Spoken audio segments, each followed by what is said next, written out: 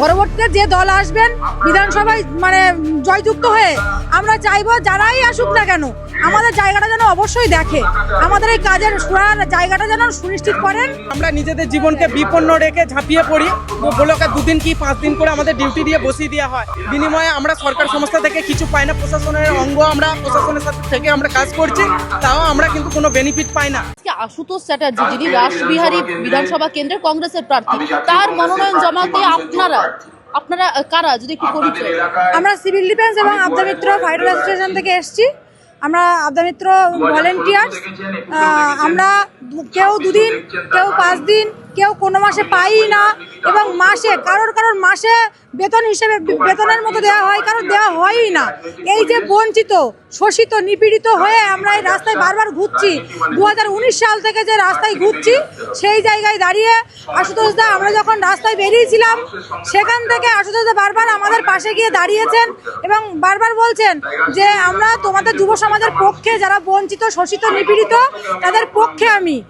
সেই কারণে দাদা আমাদেরকে আহ্বান করেছেন যে তোমরাও আসো, আমার এই লড়াই শুধু আমার একার নয়, তোমাদের সবাইয়ের যুব সমাজের নিয়ে যারা বঞ্চিত হয়ে রয়েছে, যাতে উনি এমএলএ হয়ে বিধানসভায় আমাদের কথাটা তুলতে পারেন, মহিলাদের নিরাপত্তার কথাটা সুনিশ্চিত করতে পারেন।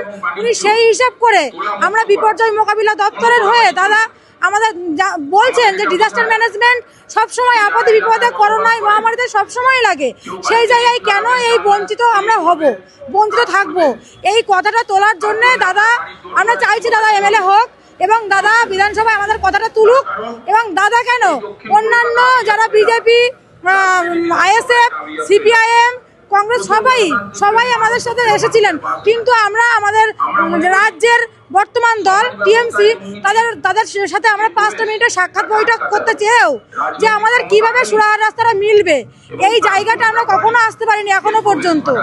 এবং পরবর্তীতে যে দল আসবেন বিধানসভায় মানে জয়যুক্ত হয়ে আমরা চাইবো যারাই আসুক না কেন আমাদের জায়গাটা যেন অবশ্যই দেখে, আমাদের এই কাজের জায়গাটা যেন সুনিশ্চিত করেন, এই আশা রাখবো। ভরসা রাখছেন এই রাজ্য সরকারের উপর আপনাদেরকে কাজ দেবে বা কাজের জন্যই দাবিতে আজকে রাস্তায় নেমেছে? আগামী 5 বছর যদি এই শাসনকালই চলে বা এই রাজ্য সরকারই থাকে, তাহলে কি কাজ সুরক্ষিত থাকবে?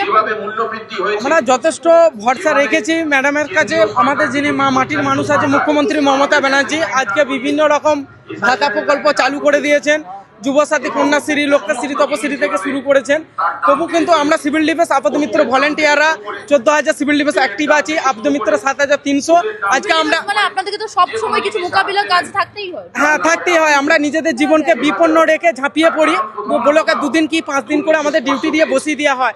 আজকে নিজেদের জীবনকে কেউ পাই না, আজকে নিজেদের জীবনকে বিপন্ন করে ঝাঁপিয়ে পড়ি, তার বিনিময়ে আমরা সরকার সংস্থা থেকে কিছু পাই না, প্রশাসনের অঙ্গ আমরা প্রশাসনের সাথে থেকে আমরা কাজ করছি, তাও আমরা কিন্তু কোনো বেনিফিট পাই না।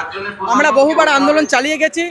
আমি ভাবছিলাম যে এই সরকার কি করতে চলেছে, কিন্তু আমাদের সিভিল ডিফেন্স আবদা মিত্রর ভরসা ছিল, এখন পর্যন্ত আমরা সেরকম কোনো আশ্বাস পাচ্ছি না। কংগ্রেসের উপর ভরসা রাখছেন? আশুতোষ চ্যাটার্জি যদি যেতেন এই বিধানসভা থেকে, রাসবিহারী থেকে, তাহলে কি আপনাদের চাকরি বা আপনাদের তা সুনিশ্চিত হবে?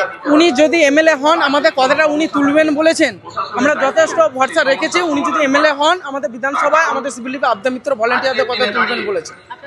আমার নাম তাপস মালিক, ব্লক রায়না 2, ডিস্ট্রিক্ট পূর্ব বর্ধমান। হ্যাঁ, আমি বনগাঁ থেকে এসেছি, অপর্ণা তরফদার মণ্ডল। আমি রাজ্যসভার সদস্য, আমাদের ফাইটার অ্যাসোসিয়েশনের রাজ্যসভার সদস্য।